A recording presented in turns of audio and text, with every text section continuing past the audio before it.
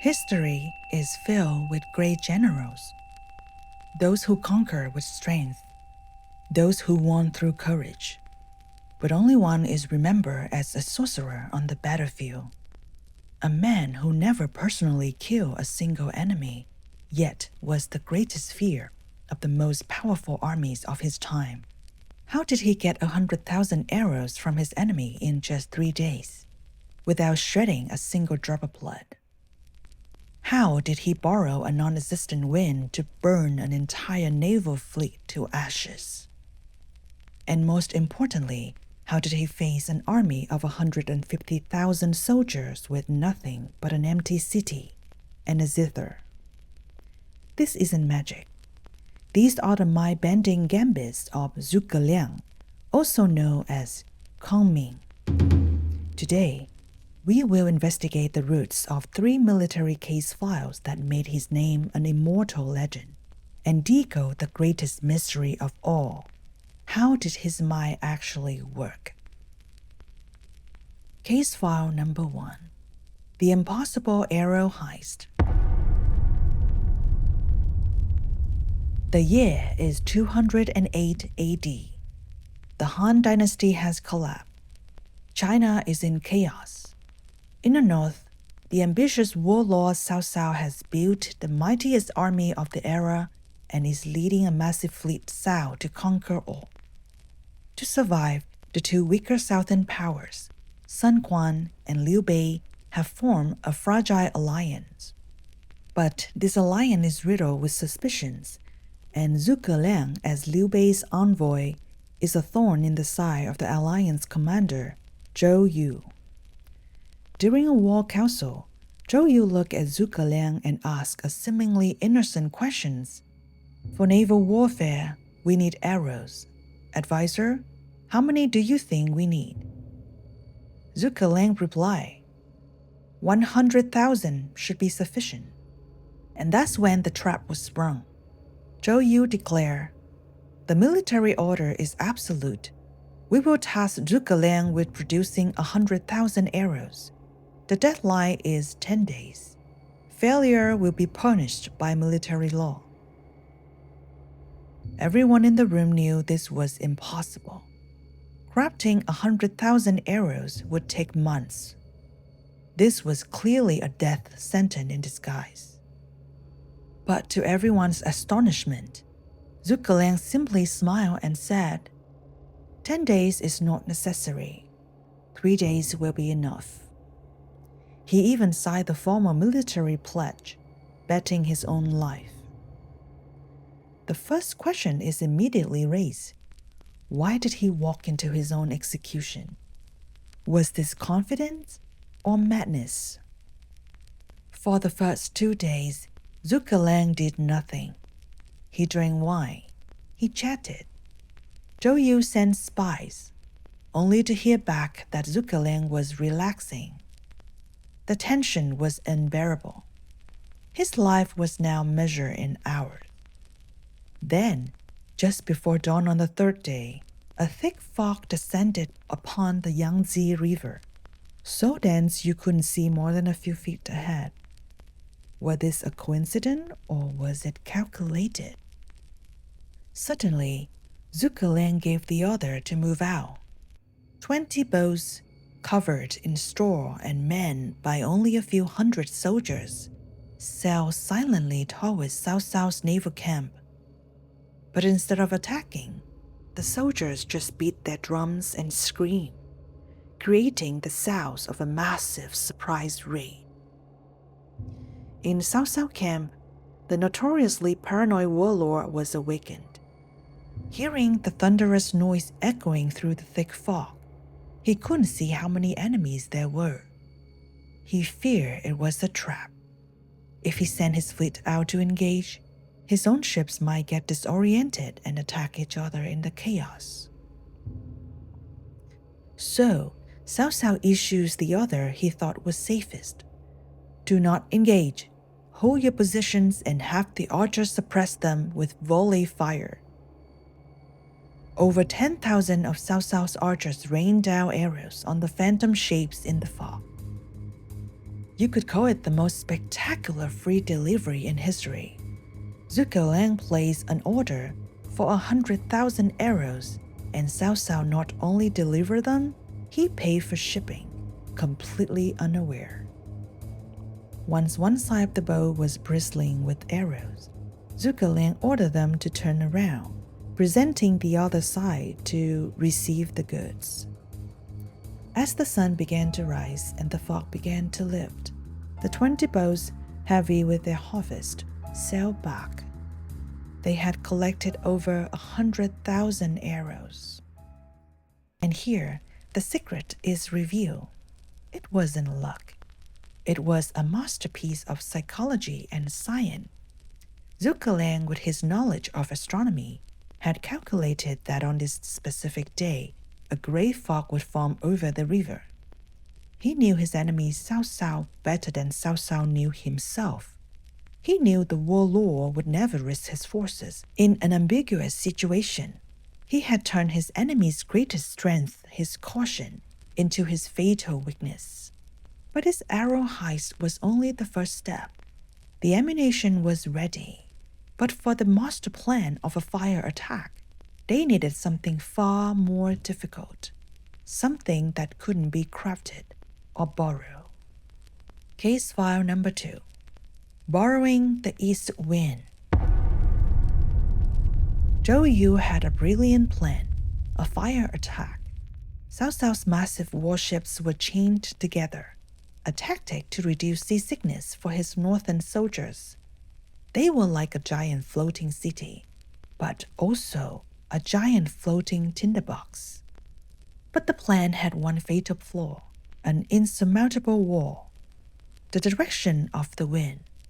For the fire to spread from the southern bank, the Allies' side, to the northern bank, Cao Cao's camp, they needed a southeastern wind. But it was the middle of winter. By the laws of nature, the wind in this season only blew from the northwest. A southeast wind in winter was as absurd as snow in summer. The plan was dead. Despair washed over the entire Allied army. Everything was ready, yet they were helpless against the laws of heaven and earth. And once again, Zhuge Liang made an unbelievable promise. He told Zhou Yu, "I can borrow a southeast wind, just build me an altar." This was the moment the line between strategist and sorcerer completely blurred. What was he planning? To pray to the gods? A 9-story altar, the altar of the 7 stars, was built. Zhuge Liang, dressed in Taoist robes and holding a wooden sword, performed mysterious rituals. For 3 days and 3 nights, he paced the altar, chanting incantations. The soldiers watched him, half in belief, half in doubt. The generals were nervous. This was their last hope, but it looked like superstitious theater. And then the impossible happened. At the exact moment Zhuge Liang has predicted, the flags on the altar suddenly changed direction. A breeze began to blow from the southeast, growing stronger and stronger. What was the secret? Magic or science? In truth, this was the pinnacle of ancient meteorology. Zhuge Liang did not pray for the wind. He predicted it. He knew that in a large river valley system, local microclimates can sometimes create unusual weather patterns that defy the general seasonal winds.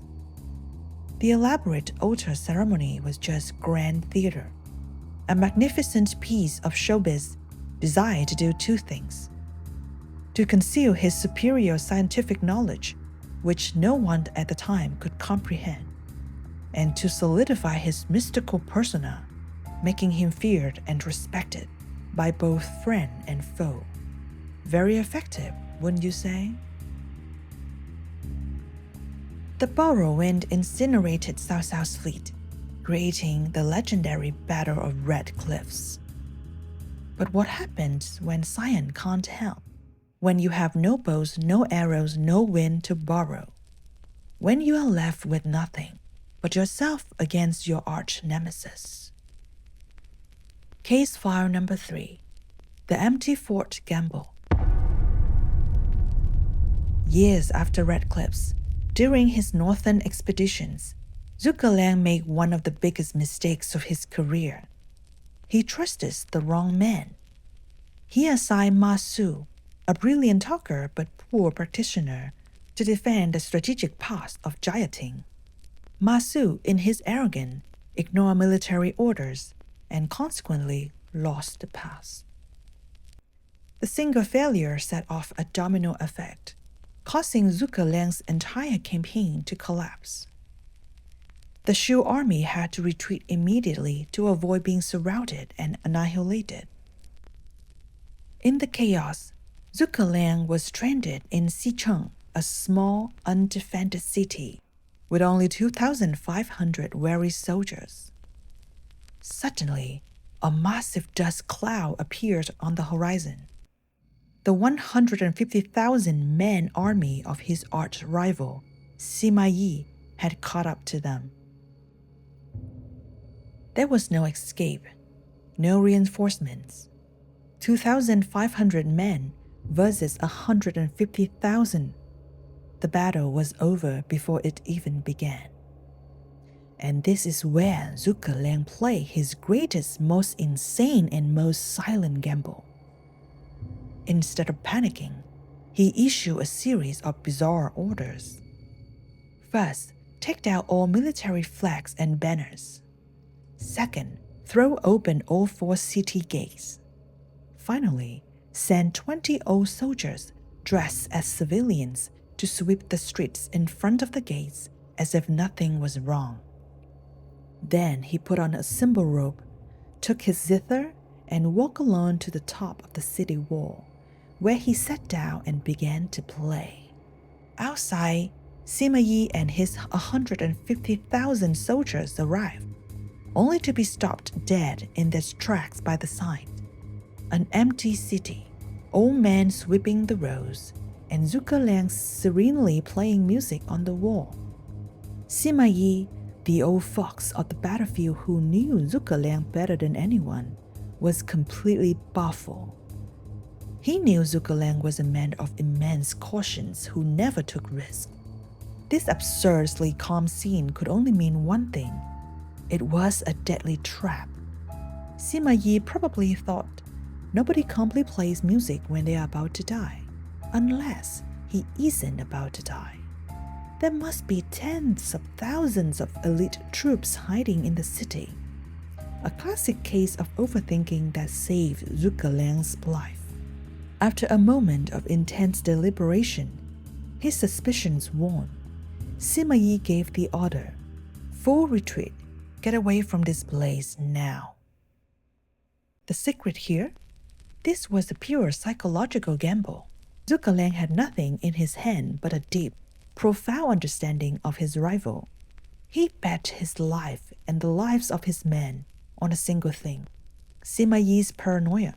This is also his most controversial feat, and it is not recorded in official histories, but is immortalized in the novel Romance of the Three Kingdoms. But whether it truly happened or not, it serves as the perfect story to illustrate the peak of his genius. So was Zhuge Liang a sorcerer or a scientist? The truth is, he was a master of strategists who weaponized science and psychology, turned them into tools more deadly than any sword. His greatness came not from magic, but from the superior intellect that dared to see possibilities where others saw none, and the iron courage to bet everything on his calculation. He is living proof that in the game of war, the most fearsome thing is not the largest army, but the sharpest mind.